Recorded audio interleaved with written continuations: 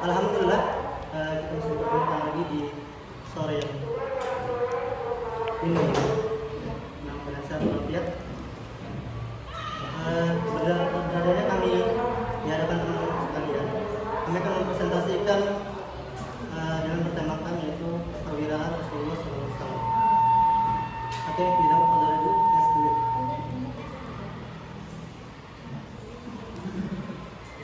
Yang pertama yaitu perang Badar. Insyaallah akan disampaikan oleh saudara Eka Aulia Pratiwi. Kami persilakan. Ayo, Cak. Aulia Pratiwi. Oke, baik. Perwiraan Rasulullah dalam perang Badar.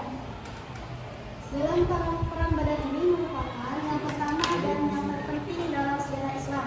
Perang Badar ini terjadi karena adanya iri hati, cemburu dari kafir Quraisy dan Yahudi Madinah kepada umat Islam. Peperangan ini terjadi pada 17 Ramadan tahun ke-2 Hijriah bertepatan dengan tanggal 8 Januari 632 Masehi. Peperangan ini terjadi di salah satu sumber mata air atau sungai kecil di Badar. Oleh karena itu, peperangan ini disebut dengan Perang Badar. Dalam Perang Badar ini, jumlah kekuatan pasukan Islam hanya sekitar 317 orang, terdiri dari atas 86 kaum muhajirin, 61 dari kaum Haus, dan 110 dari kaum Hajar. Kekuatan dari pasukan Quraisy berjumlah sekitar 1.300 orang, memiliki 100 kakak kuda dan 600 besi serta unta yang sangat banyak dan tidak terketahui secara pasti jumlahnya. Komando tertinggi dipimpin oleh Rasulullah, bendera komando berwarna putih diserahkan kepada Mus'ab bin Umair. Pasukan Muslim terbagi menjadi 2 batalion, yaitu pertama batalion Muhajirin, benderanya diserahkan kepada Ali bin Abi Thalib, dan batalion Ansar benderanya diserahkan kepada Sa'ad bin Mu'adz. Komandan tertinggi berada di dalam Abu Jahal bin Hisham. Itu di kafir Quraisy. Ada 9 kafir Quraisy yang bertanggung jawab terhadap pasukan sehari mereka akan membeli 9 atau 10 ekor kerbau untuk mereka. Selanjutnya, peperangan ini dimenangkan oleh pasukan Muslim dengan terbunuhnya pemimpin kafir Quraisy yaitu Abu Jahal bin Hisham. Kemenangan perang Badar ini ada di pihak orang-orang Islam dengan gemilang.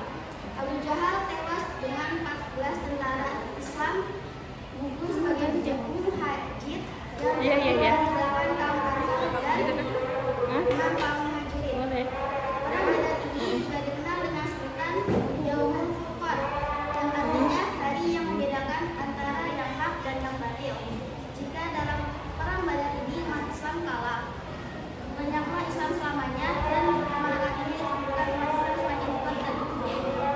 Selanjutnya adalah perang dalam kepirwaan. Rasulullah dalam perang Uhud akan disampaikan dengan sederhana.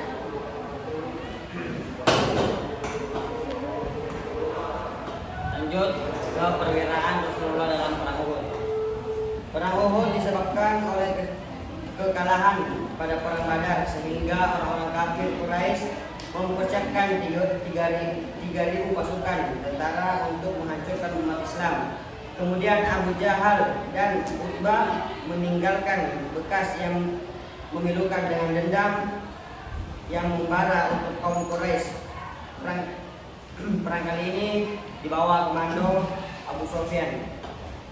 Dari pihak umat Islam dipersiapkan 1.000 pasukan tentara, tetapi di tengah perjalanan 300 orang munafik Yahudi membelot di bawah pimpinan Abdullah bin Ubay, dan dengan demikian pasukan Rasulullah tinggal 700 pasukan tentara. Peperangan ini terjadi pada pertengahan bulan Sya'ban tahun ke-3 Hijriah di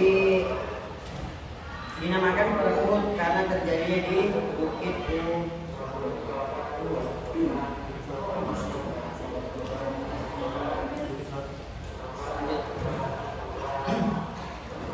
Akibat perang di Bukit Uhud ini Rasulullah SAW mengalami luka-luka yang cukup parah. Sejumlah 70 pasukan tentara Islam gugur sebagai syuhada. Dari pihak Quraisy yang tewas 23 orang, yaitu Hamzah bin Abdul Muthalib, paman dari Rasulullah, yang gugur dalam perang tersebut.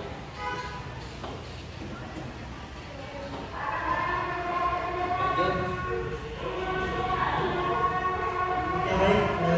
Kami sudah disampaikan beberapa kegiatan dari perang Badar dan perang Uhud. Selanjutnya itu kita beralih ke perang Khandaq. Perang Khandaq ini terjadi pada bulan Syawal tahun ke-5 Hijriah. Bersatulah laskar Ahzab, ya, atau persekutuan golongan yang terdiri dari kaum Quraisy, Ghatafan, Bani Salim, Bani Asad, Bani Murad, dan Bani Hasyim. Atas orang-orang Yahudi, Bani Nadir, peristiwa ini terjadi pertama kali dalam sejarah Arabia karena pasukan musuh yang jumlahnya lebih dari 10 pasukan.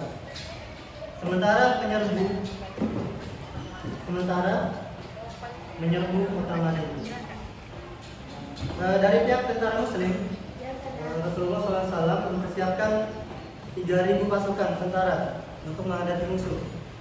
Atas saran dari seseorang sahabat yang bernama Salman Al-Farisi, Rasulullah SAW ya, memutuskan untuk membuat sistem pertahanan dan menggunakan parit besar menarik perbatasan kota Madinah.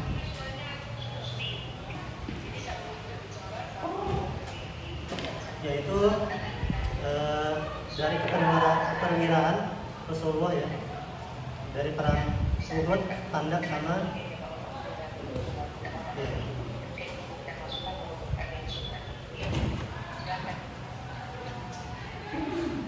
Selanjutnya dari teman-teman, siapa ada pertanyaan silakan. Yang mana dulu? Ya. Ya, ada nomor 1. Ya. Jadi dipersilakan semua wajib bertanya. Pertanyaannya adalah apa penyebab utama terjadinya perang Khandaq? Langsung aja ya. Oke, baik. Ya, tadi saudara Dinda bertanya tentang apa penyebab utama terjadinya perang Khandaq. Ya, penyebab utama perang Khandaq adalah ancaman ya pasukan Quraisy yang ingin menyerang kota Madinah pada saat itu. Ya, sudah poinnya itu. Siapa lagi? Saya. Langsung. Iya. Mengapa disebut sebagai perang Khandaq dalam perangan tersebut? Oke, saya akan langsung menjawab pertanyaan saudari Talim. Apa yang dimaksud dengan Bisa juga ada. Iya. Sudah. Iya, lanjut. ya. Oke. Tadi bertanya apa yang dimaksud dengan Khandaq dalam perang Khandaq ya? Ya. Khandaq adalah parit atau parit pertahanan yang digali oleh pasukan Muslim untuk melindungi Madinah dari serangan pasukan Quraisy. Gitu. Tadi ada juga body select. Iya, ada. Mana kalian ya? Maaf ya. Iya, Iya, maaf ya. Langsung. Iya. Ya, berdua langsung.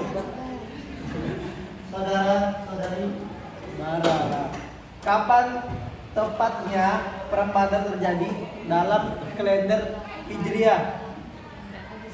Terus. Baik, saya akan menjawab pertanyaan dari saudara Sukai, yaitu kapan terjadinya perang Badar dalam kalender Hijriah, yaitu perang Badar terjadi pada 17 Ramadan tahun kedua Hijriah. Bisa dipahami? Oh, tadi bilang 17 Agustus. Salah. Iya. Ya, Daus. Baik, tadi ada membahas tentang perang Khandaq. Saya mau bertanya apa peran penting Salman Al Farisi dalam perang Khandaq? Oke, baik. Saudara Daus bertanya, apa peran penting Salman Al Farisi dalam perang Khandaq? Khandaq ya, Daus ya. Oke, Salman Al Farisi ya memberikan saran pada saat itu, memberikan saran untuk membuat karet pertahanan. Itu yang disebut Khandaq, itu suatu karet pertahanan. Yang guna untuk mengamankan apa tadi, Daus? Guna mengamankan apa?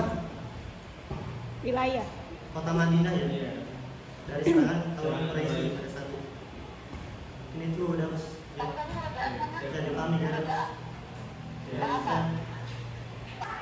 Oke, lanjut. Ada saudari Musbirah. Bagaimana hasil akhir dari perang Khandaq? Hasil akhir. Selanjutnya ya. Saya menjawab. Hasil akhir perang Khandaq adalah kegagalan pasukan Quraisy yang menaklukkan Madinah karena karet pertahanan yang berhasil menghalangi serangan kaum Quraisy tersebut. Mungkin itu saudari Musbirah. Saya pahami. Langsung. Perhatian. Ya, untuk pemakalah saya ingin bertanya, siapakah panglima Muslim yang memimpin pasukan dalam pertempuran Badar? Oke, yang memimpin pasukan perang Badar yaitu Rasulullah SAW sendiri. Ya. Langsung. Nonton kan? Silakan Mbaknya. Apa pemicu dari perang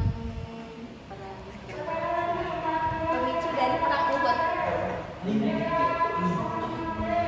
Salah satu penyebab terjadinya perang Uhud adalah keinginan kaum Quraisy untuk melakukan balas dendam atas terbunuhnya saudara-saudara mereka dalam perang Badar. Kan dari perang Badar itu kan ada siapa tadi yang meninggal di perang Badar? Banyak. Itu saudara-saudaranya, makanya mereka ingin balas dendam di perang Uhud. Oh, berarti ini perangnya sambung menyambung ya? Iya. Berkesinambungan. Langsung, Lanjut. Bainun. Saudara Tadi ada lagi? Ya, saya ingin bertanya, tadi pemateri sudah menjelaskan tentang perang Khandaq sendiri. Pertanyaan saya di sini, apakah ada hikmah yang bisa kita ambil dari perang Uhud itu? Hikmah. Ya, hikmahnya. Hikmah dari perang Uhud. Jadi karena kemurkaan Allah yang karena kemurahan hati Allah, salah bukan kemurahan hati Allah. Terdengar kabar Rasulullah tidak meninggal melainkan hanya luka.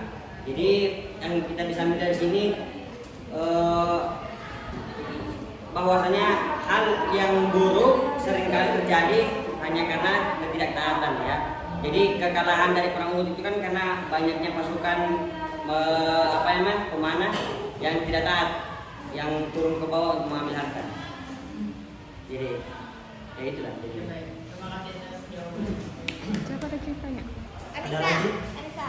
Kalian, saudari Anissa. Apa penyebab utamanya terjadinya perang Badar?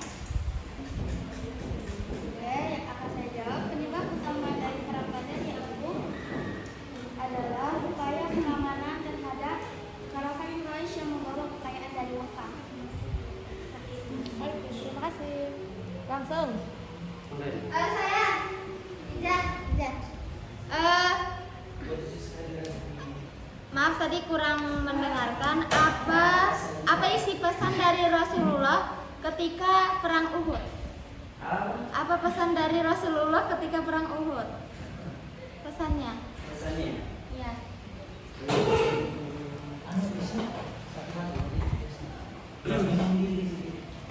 Jadi saya menjawab pertanyaan dari Iza. Jadi Nabi Muhammad itu menempatkan 50 pasukan pemanah di atas gunung Uhud untuk melakukan serangan jikalau pasukan berkuda kaum Quraisy menyerbu. Beliau juga berpesan kepada para prajurit muslim agar tidak meninggalkan tempatnya apapun yang terjadi saat perang ya. Jadi pesan yang disampaikan Rasulullah kepada prajurit yang di atas gunung itu tidak meninggalkan tempat ya, karena persiapan ketika musuh menyerang tiba-tiba gitu. Tapi yang terjadi karena ketidaktaatan semua turun untuk mengambil harta. Selanjutnya ya saudari. Oke, pertanyaan saya boleh perkenalan dulu. Jadi pertanyaan adalah siapakah tokoh penting dari pihak Quraisy yang ikut serta dalam perang Badar dan bagaimana akhir nasibnya setelah perang tersebut?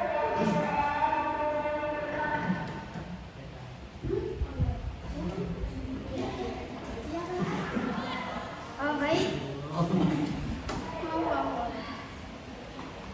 Saya akan menjawab dari saudari Nuha, yaitu Abu Jahal merupakan orang terpenting yang dari pihak Quraisy dalam ikut serta dalam perang Badar tersebut, dan ia tewas dalam perang Badar. Seperti itu. Jelas ya saudari Nuha. Sudah jelas ya. Jelas. Selanjutnya Yang mau bertanya? siapa? Oh, Ya. Saya ingin bertanya, tadi dijelaskan umat muslim lebih banyak meninggal daripada kaum Quraisy ketika perang Uhud. Nah, pertanyaan saya apa sebabnya sehingga ketika pertempuran perang Uhud itu kaum muslimin lebih banyak gugur daripada kaum Quraisy. Jadi apa penyebabnya umat Islam banyak yang gugur? Baik, kami jawab dari pertanyaan saudari Adriana. Kekalahan umat Islam pada perang Uhud disebabkan karena umat Islam terkhusus pada pasukan pemanah yang tidak disiplin dan tidak taat pada perintah Rasulullah serta tidak mendengar perintah dari Abdullah bin Zubair. Jadi itu ya, jadi karena lagi-lagi karena ketidaktaatan. Lanjut. Ya saudari. Bisa dijelaskan kembali tadi di mana perang Uhud itu dilakukan? Di mana perang Uhud? Dilakukan. Tentara siapa jalan? Saya jawab.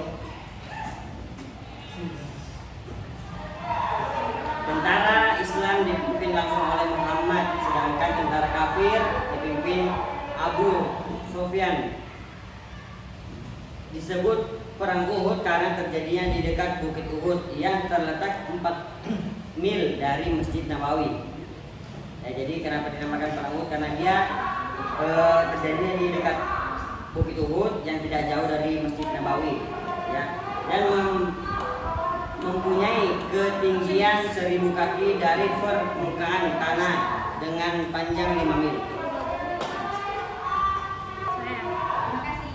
Ya, Saya ingin bertanya, ya. berapa jumlah pasukan Muslim dan Quraisy yang terlibat dalam perang Badar?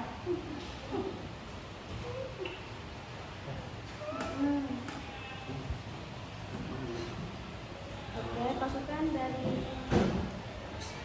Muslim yaitu berjumlah 313 pasukan, dan sedangkan dari kafir Quraisy yaitu berjumlah 950 orang pasukan.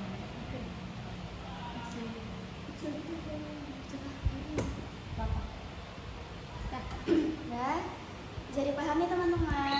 Bisa.